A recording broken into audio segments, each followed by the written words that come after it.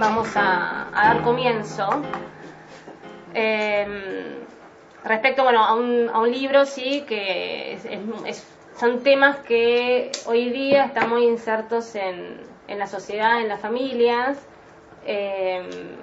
como es la violencia familiar, la violencia contra la mujer y el abuso sexual en la infancia. Y digamos que, a diferencia de otros, aborda un poco lo que es el abuso sexual, ¿no? Para lo cual agradezco a quienes han aportado su saber, como es la doctora Lina Marta Paladino, quien ella escribió el capítulo 2, referido a asesoramiento y violencia familiar. Por otro lado, la licenciada María Beatriz Müller, ella escribe en el capítulo 8 sobre abuso sexual en la infancia desde una mirada psicológica, trabajando interdisciplinariamente.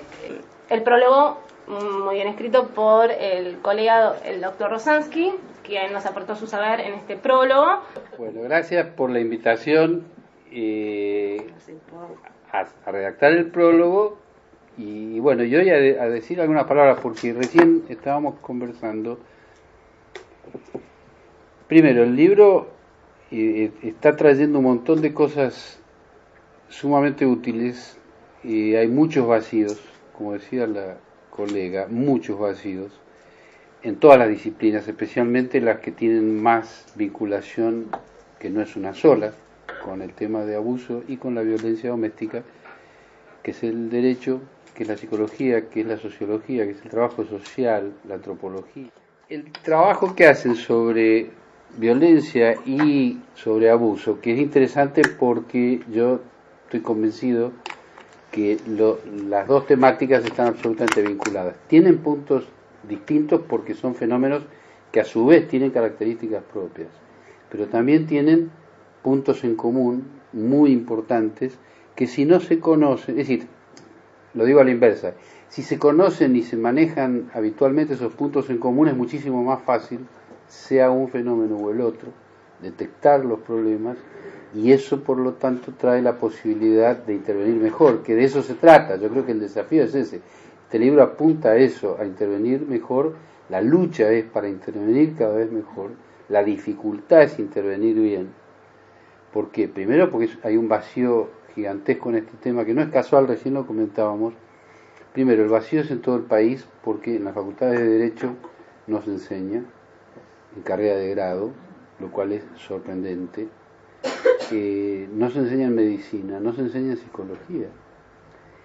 Y es obligatorio que uno se ponga a pensar cuáles son las razones por las que fenómenos de esta gravedad y de esta envergadura no son materia de grado en las respectivas carreras. Es evidente que las razones tienen que ser, primero, profundas, a mi entender son muy claras, digamos, si pudiéramos ponerla en un solo concepto, son absoluta y claramente ideológicas, no hay otra razón que la ideología, porque la psicología desde su disciplina hace ya décadas que echó luz sobre esto, está planteado en el prólogo, o sea, hoy no hay excusa en ninguno de los dos ámbitos, ni en el jurídico ni en el psicológico. En el jurídico, por la Constitución Nacional, que tiene las convenciones sobre derechos humanos, tiene absolutamente todo lo que hace falta tener para que no haya excusa desde el punto de vista jurídico. Tenemos la Convención sobre Derechos del Niño, con los principios rectores inequívocos, que son la protección integral y el interés superior del niño. Eso es absolutamente obligatorio en la República Argentina para los jueces, porque tiene la máxima jerarquía legal, porque los jueces argentinos están obligados a aplicar las convenciones y los fallos de la Corte Interamericana de Derechos Humanos, los fallos de las opiniones consultivas de la Comisión Interamericana, y de ahí para abajo toda la jurisprudencia. Por lo tanto, Argentina no tiene un solo problema jurídico hoy que le impida hacer lo correcto en cada caso. Desde lo psicológico, que es el mayor aporte en realidad, porque la psicología avanzó mucho antes y mucho más que el derecho, en mi experiencia. Primero fue la psicología la que fue entrando en este problema, fue viéndolo, fue dándose cuenta.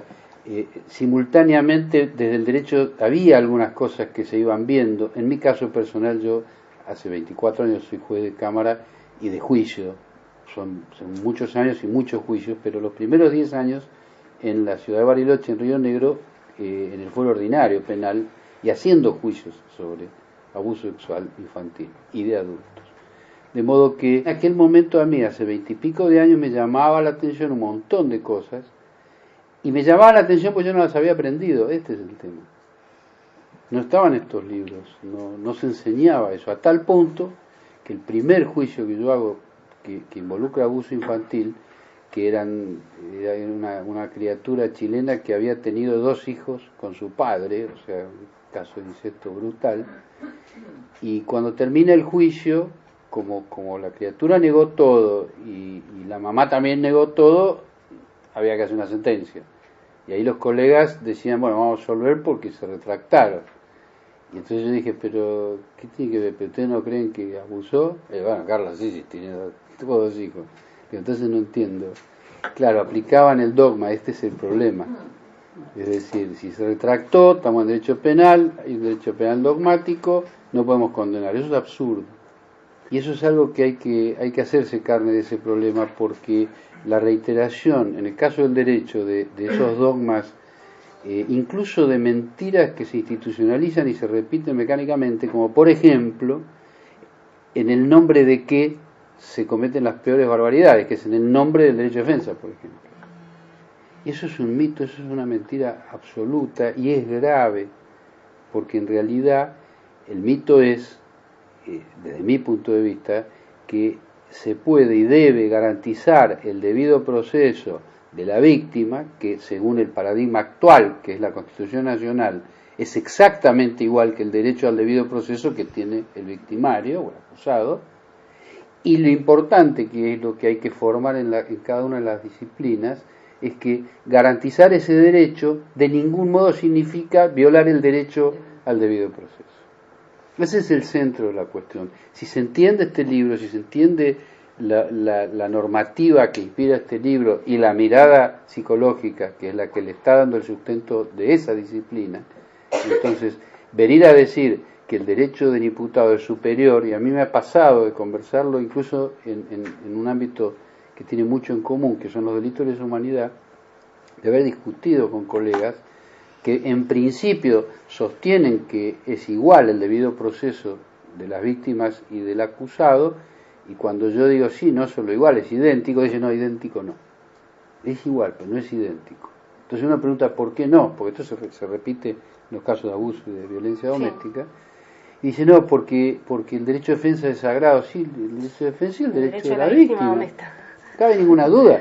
Lo que pasa es que, a mi entender, si no se profundiza cada día más las razones que generan ese tipo de errores, como el de sostener, porque no es solo que los malos sostienen esto, gente buena sostiene eso también, que a mí me preocupa más, porque, bueno, Luther King decía que más que la maldad de los malos le preocupaba el silencio de los buenos, o sea, hay gente de buena fe que está diciendo esto, lo de mala fe hay que echarlo, se terminó el problema. Ahora, ¿qué hacemos con lo que de buena fe, en el nombre del derecho de defensa y del garantismo, les cuesta entender que el garantismo es maravilloso, que surge de nuestra propia Constitución, pero que es exactamente igual el tratamiento que se le debe a la víctima y al victimario, a uno y a otro? Y cuando en el nombre de derecho de defensa se le vulneran derechos a la víctima, se está afectando la posibilidad de investigar adecuadamente, se genera más impunidad y no le están garantizando el derecho de defensa, están garantizando la impunidad. Y eso es una diferencia importante, eso tiene que ver con la falta de capacitación. Esa capacitación tiene que ser dada de la mejor manera, de una manera integral, interdisciplinaria. Hay que agachar un poco la soberbia que tiene cada una de las disciplinas. Si bien en principio la más soberbia es el derecho, en mi experiencia, sí, pero no menos soberbia son otras disciplinas, la medicina, la propia psicología. Lo que pasa es que la psicología, si bien tiene un nivel de soberbia importante, pero por la propia definición de la incumbencia del psicólogo o de la psicóloga, tiene más posibilidad de entender estas problemáticas, de sensibilizarse, que el abogado, que cuando es dogmático realmente es un ladrillo cuadrado, pero bien cuadrado. Sí. Y cuando es juez es más cuadrado todavía. Entonces, y para ir terminando, pero recién comenzábamos que una de las formas de trabajar esto es primero con una gran capacitación desde el comienzo, no cuando en el posgrado, porque en el posgrado ya está, si se formó mal ya está.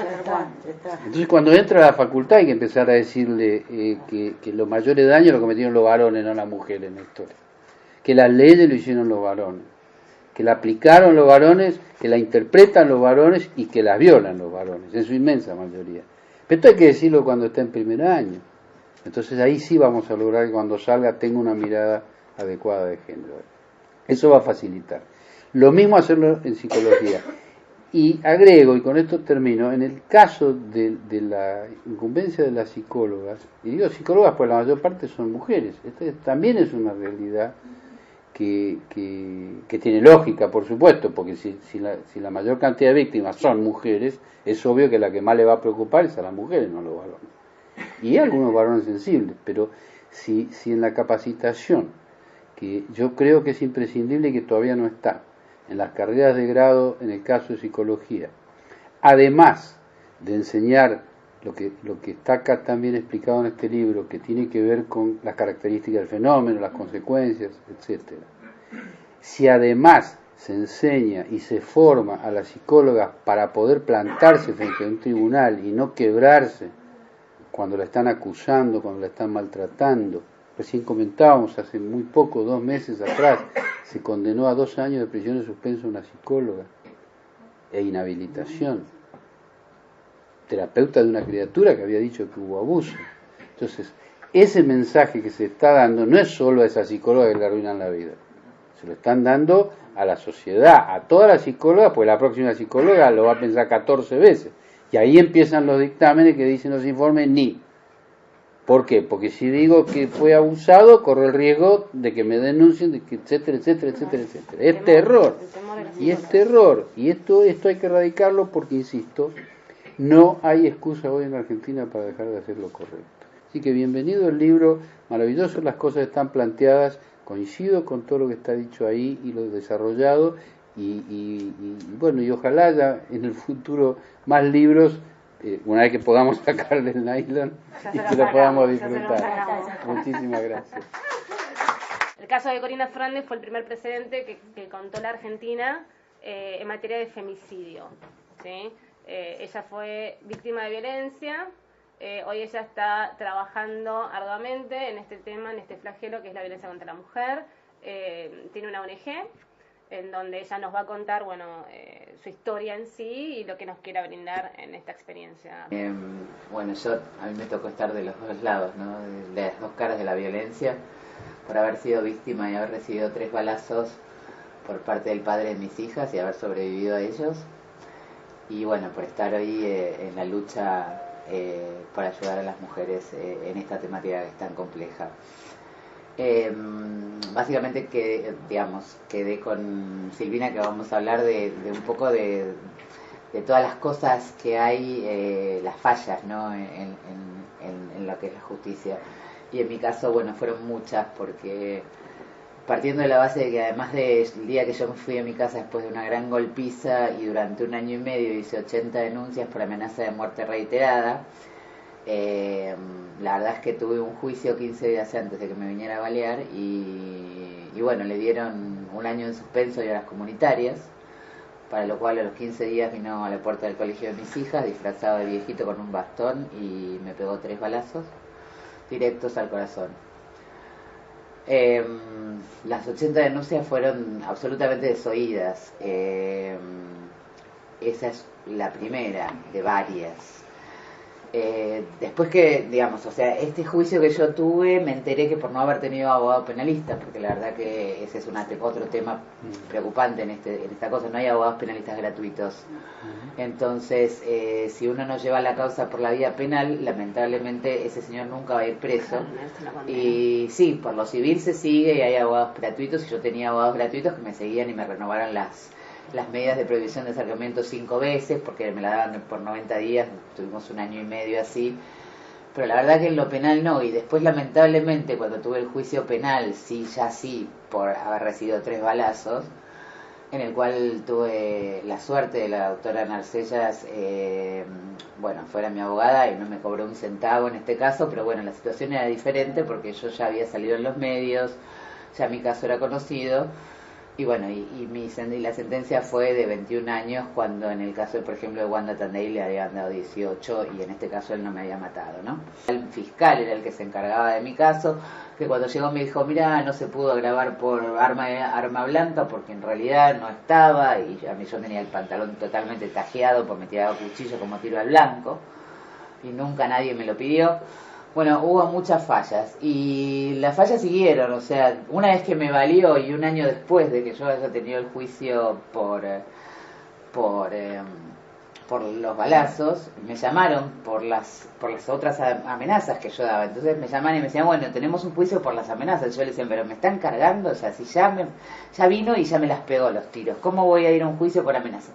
Bueno, sí, pero los tiempos de la Argentina son así, es decir, demoró 3 años el juicio por amenazas. Entonces ya me había pegado los tiros, pero a mí me llamaban para que yo reitere. Y la verdad es que estuve sentada así frente a un tribunal donde me preguntaban, ¿y usted le daba miedo cuando él le amenazaba? Realmente esas son cosas que, como dice, no tienen criterio, no tienen sentido. No me pueden preguntar a una persona que recibió 3 balazos si le daba miedo cuando te amenazaba o que te iba a matar. A mí, en algún momento, cuando él me estaba persiguiendo, sinceramente estamos en la Argentina y sabemos de la corrupción de este país. Yo generalmente soy muy directa y hablo. Y a mí me vinieron a ofrecer 300 pesos y me dijeron, por 300 pesos te lo bajamos. Y yo dije, yo no voy a correr con ese karma, pero sí pensaba que qué pasaba si él, una vez que estaba en la cárcel, le ofrecían lo mismo, porque en la cárcel está con delincuentes, en la cárcel algún delincuente puede tener amigos afuera, él sabía perfectamente dónde encontrarme, porque además sabía las direcciones de todos los lugares donde estaba, y la verdad es que vivía con mucho miedo, y me quise ir del país, por supuesto. Vendí mi casa que era mía, y cuando tenía los dólares dije, yo me voy de este país. Ahí me encontré y fue la segunda vez que realmente me sentí absolutamente desprotegida, porque me dijeron que de ninguna manera no me podía ir del país porque él tenía la patria potestad de mis hijas, así que él tenía que autorizar a que yo saliera del país, que en todo caso tenía que decir a dónde iba a ir, a qué hora salía el avión, cuándo volvía el avión, a dónde iba a estar, dejar un teléfono. Yo digo, no quieren decir también a qué hora sale el avión, así viene y me pega los tiros antes de que me suba al avión, porque la verdad es que, y sinceramente hoy lo cuento así, pero en ese momento salí llorando desconsoladamente, porque realmente quería irme, porque vivía con miedo, y viví muchos años con miedo hasta el año pasado que falleció. Y bueno, y antes de fallecer, había comenzado a hacerme juicio. Me estaba haciendo juicio por régimen de visitas. Él quería que las chicas lo vayan a ver a la cárcel. Yo la verdad es que nunca me interpuse en este caso, jamás me interpuse con mis hijas, lo que pasa es que él nunca se cuidó, siempre me pegó delante de las nenas no quisieron verlo más, y mucho menos después que él me valió, con lo cual yo hablé con ellas, hablaron con sus respectivas psicólogas, no quisieron verlo, y eso fue lo que se les informó, pero aún así me estaban haciendo pericias psiquiátricas a mí, es más, la pericia psiquiátrica a mí me la hicieron, y seguían mis hijas.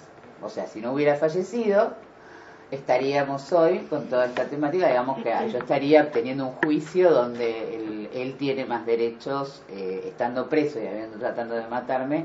Ojalá que podamos cambiar las cosas, porque la verdad es que yo tuve bastante mala suerte. Dios, como yo digo, yo estoy viva gracias a la justicia divina y bueno, y hay una justicia que creo que hoy tenemos que defender y que tenemos que pelear por eso, porque bueno, hoy, como dije, tengo una ONG y me estoy encargando y ocupando de ayudar, creo que me salvé por esta misión, que es la que tengo, que es la de ayudar a mujeres víctimas de violencia y ayudar tal vez desde lo mediático para que las leyes se cumplan, para que tengamos abogados penalistas, para pedir que lo metan preso, para que en vez de mandarlos a barrer una plaza como horas comunitarias los manden a recuperar, digamos, hay un montón de cosas que se pueden hacer y se pueden enojar y se pueden manejar que la verdad que no se están haciendo. Así que bueno, eso es todo. ¿Cuál es el objeto por el cual tiene este libro, ¿no? Abordar satisfactoriamente las diversas aristas procedimentales, ya sea en una denuncia por violencia familiar como en el abuso sexual, ¿sí? Y abordar también las acciones de fondo derivadas del proceso por violencia familiar. ¿Qué son estas acciones de fondo? Para quien no es abogado, son todos los juicios posteriores o durante la misma denuncia que se pueden suscitar, ¿no es cierto?, en el marco de una violencia. Esta obra fue diseñada en pos de qué? De ser un instrumento de trabajo, como muy bien dijo también el doctor Rosansky, para el profesional, donde el factor tiempo en este tiempo es determinante, por lo cual se requiere celeridad en toda la instancia del proceso. Se tiene que actuar de manera rápida. ¿Por qué? Si no tenemos celeridad en el procedimiento, en el accionar, que se llevan a cabo vinculaciones paternofiliales mal pautadas o que mujeres víctimas sin la debida protección legal. El libro cuenta con 10 capítulos y 4 anexos. El capítulo 1 aborda la violencia familiar, el maltrato infanto-juvenil y un tema muy álgido en estos tiempos que es el bullying, la violencia escolar. El capítulo 2, a cargo de la doctora Lina Marta Paladino, quien en base a su expertise, a su saber, nos ha, dado en este libro cómo tenemos que asesorar en materia de violencia familiar. En el capítulo 3 analizamos las leyes de protección tanto en el ámbito capitalino como en el ámbito de la provincia de Buenos Aires, explicando qué tipos de violencia hay, cuáles son las modalidades, quién puede denunciar, quién está legitimado. En el capítulo 4 abordamos las medidas cautelares, ya sea desde el punto de vista de la mujer víctima de violencia como de los niños, propiamente dicho. Abordo lo que es la naturaleza jurídica, las medidas cautelares, cuándo tenemos que denunciar, cuál es el momento oportuno. Todo a la luz de las leyes de violencia, hay doctrina de jurisprudencia y derecho comparado. ¿Qué es el derecho comparado para quien no es abogado? Es la diferencia con la legislación de otros países. Y también otra medida más, que es, si bien en las leyes de violencia no está amparado, no lo dice, considero que es otra medida más de protección, que es el dispositivo alerta a mujeres agredidas o botón de pánico. Y por otro lado abordo también lo que es las medidas cautelares propias en niños, ¿sí? En el ámbito capitalino, en el ámbito provincial, con jurisprudencia y derecho comparado. Se abordan las distintas medidas de protección en niños.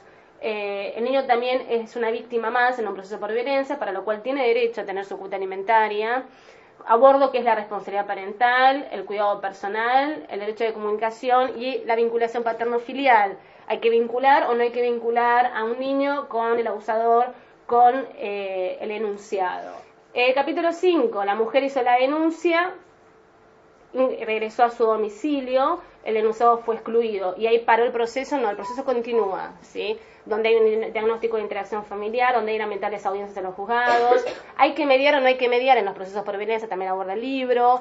La mujer no está de acuerdo con alguna medida que dispuso el juez, entonces, ¿qué hace? ¿Se calla? No. Patalea, cuestiona, recurre, presenta recursos en los juzgados. La mujer fue injuriada, fue bastardeada, fue víctima de violencia psicológica, fue lesionada, se le vaciaron las cuentas bancarias, a lo mejor el denunciado, ¿qué hace? ¿Se calla? No, reclama un daño sin perjuicios, reclama la compensación económica. El capítulo 6 aborda la violencia contra la mujer desde un enfoque penal.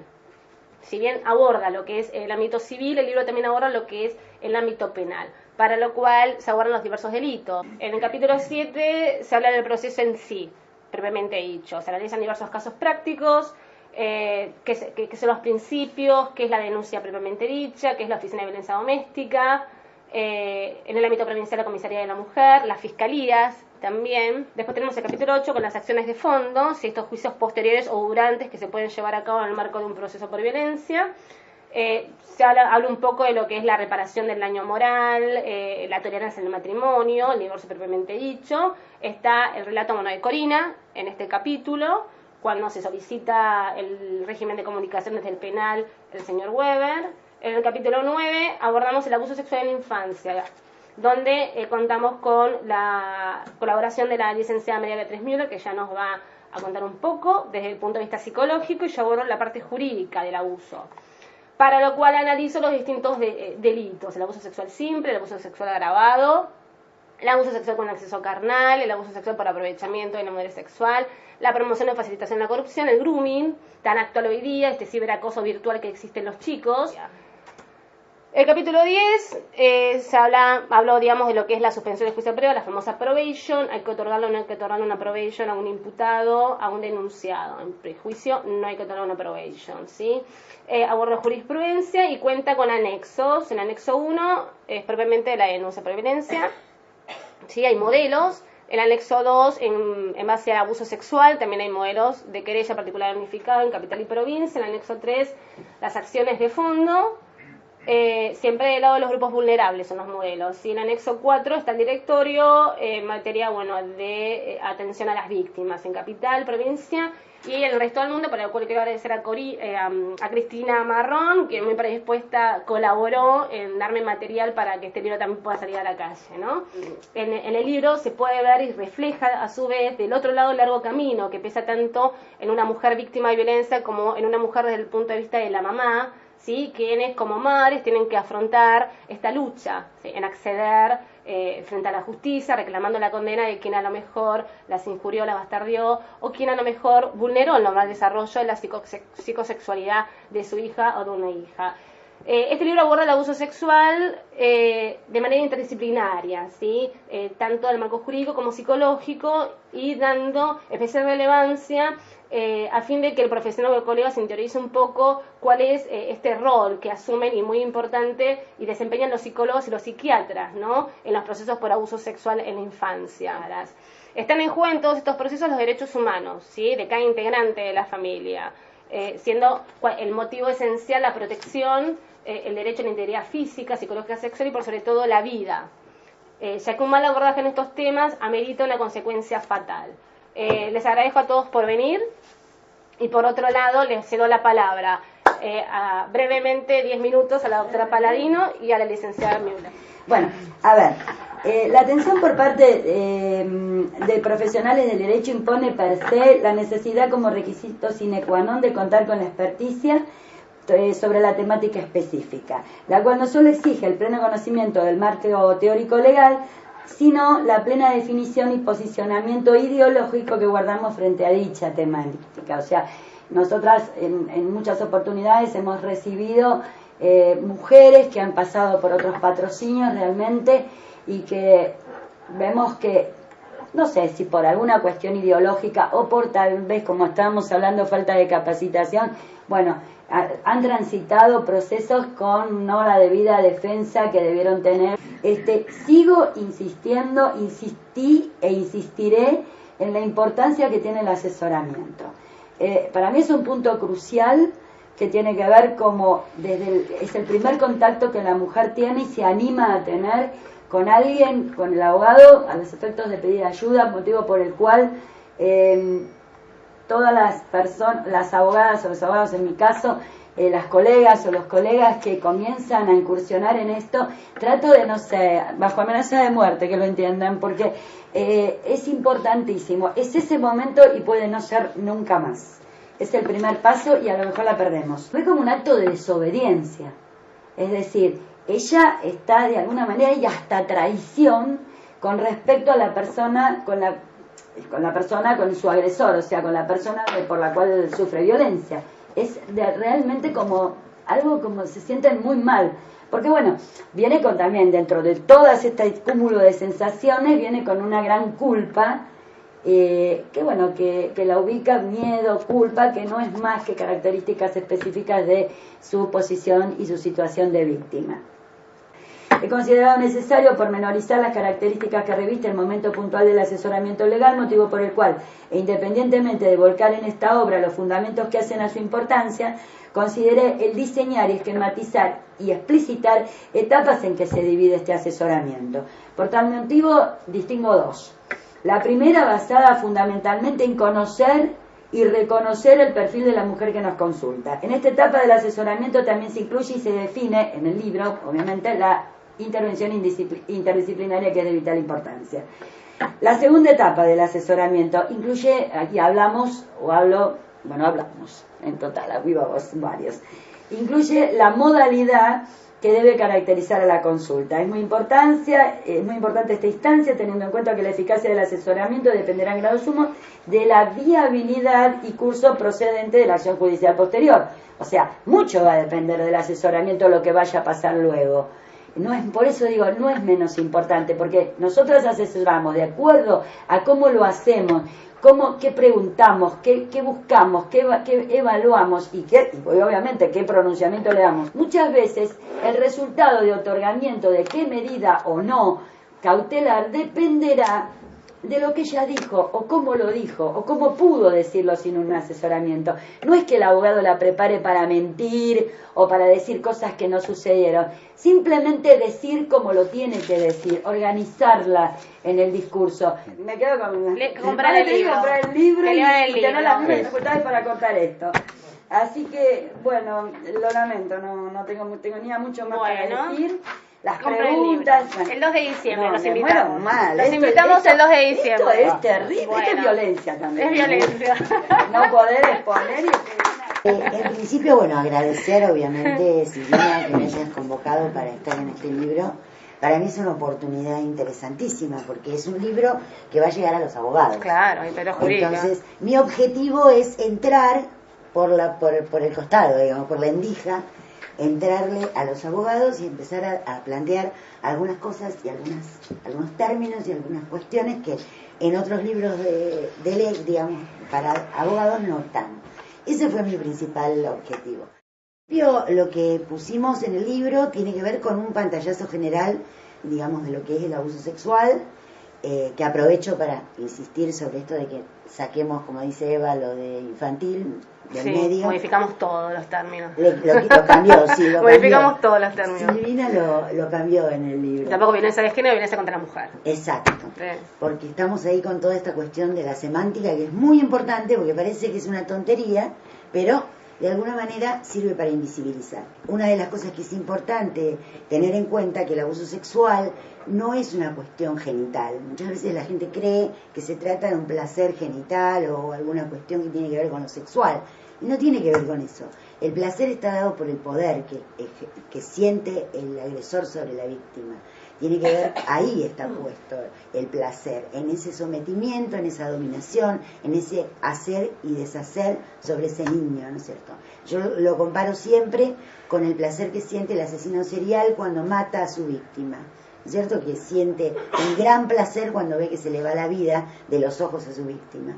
Bueno, los agresores de niños son asesinos seriales de las almas de los niños, porque les arruinan el alma. Entonces es muy complicado, muy difícil, muy largo y muy difícil también volver de esta situación de daño. Y sobre todo si después vos no encontrás, como decías recién vos, lo importante que es el primer contacto y lo primero que va pasando cuando alguien se anima a contar. Cuando un niño se anima a develar, a decir lo que le está pasando, es sumamente importante lo que pasa en ese momento. Porque si en ese momento no encuentra la ayuda adecuada, seguramente se calle y no lo cuente nunca más. Entonces es sumamente importante y la figura del adulto que lo va a proteger es básica y elemental. Y es ahí a donde están atacando en este momento, al adulto protector. Ahí es donde están poniendo, digamos, todas las naves en los adultos protectores, convirtiéndolos en agresores, atacan a las madres, las convierten en las agresoras, en que le llenan la cabeza a los chicos, que son las creadoras del invento del abuso. Ahora se dice que el abuso es un invento, que la violencia es un invento, y que la obedece una fábrica de denuncias. Esto es lo que circula por ahí. O sea, no terminamos nunca, porque damos pasos para adelante, inmediatamente algo avanza sobre nosotros y nos hace ir para atrás. O sea, la verdad que es una lucha constante. Yo siempre digo que estos temas no son temas ni que no se trabajan, que no se abordan, que no se investigan, que no se estudian, son temas que se militan.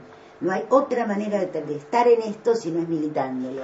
Pero bueno, muchísimas gracias, Silvina. Esperemos que este granito de arena sume, es interdisciplinario. Y que se agrande con el tiempo en otras voces, en otra gente, que es un poco el empeño en lo que estoy ahora, ¿no? Tratando de transmitir, de contar, de decir, de enseñar, de capacitar, haciendo por todos lados. ¿Y por dónde anda este libro? Con interdisciplina, por acá, por tribunales, ¿eh? Bueno, por tribunales. Tiene que entrar, tenemos que hacerlo entrar. Ahora vamos a ir, lo voy a empezar a llevar para todas partes también. Cuando viaje me llevo un par de libros, Silvina, para tratar de que esto lo tomen también nuestros abogados en otros lados, ¿no? Bueno, gracias. Agradezco a cada uno por haber venido, Además, si bien claro, sé que cada uno tiene necesidades, tienen obligaciones, hicieron el tiempo necesario para compartir 1 hora y media con nosotros. Agradezco a mis padres que están allí presentes, que sin ellos yo no podría haber escrito este libro porque no tendría vida. Sí, agradezco a Irma también por haberse el tiempo necesario, a Gabriel, una persona muy importante, quien lucha en cierta forma cotidianamente con estos temas, en cierta forma. No sé. Y gracias a todos, ¿sí? Que sea útil y que lo podamos disfrutar. Y al doctor Rosansky por haberse el tiempo necesario.